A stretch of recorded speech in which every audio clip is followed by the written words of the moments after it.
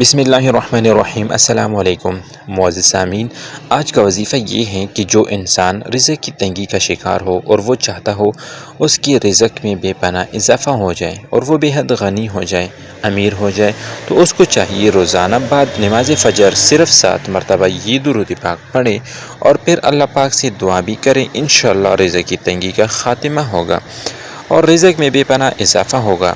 یاد رہے، جو انسان رزق کی تنگی کا شکار ہو اور وہ چاہتا ہو کہ بے حد مالدار ہو جائے تو وہ سچے دل سے اللہ کی ذات پر بھروسہ رکھ کر یہ درود پاک کا ورد کرے، انشاءاللہ رزق کی تنگی دور ہو جائے گی۔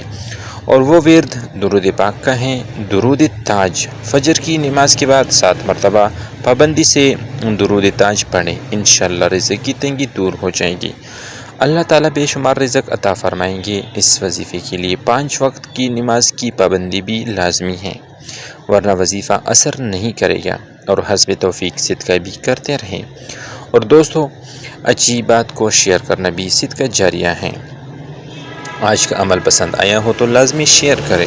جزاک اللہ خیرن کثیرا۔ تو میرے محترم بہنوں اور بھائیوں، مزید اچھی ویڈیوز کے لیے ہمارے یوٹیوب چینل سبسکرائب کریں۔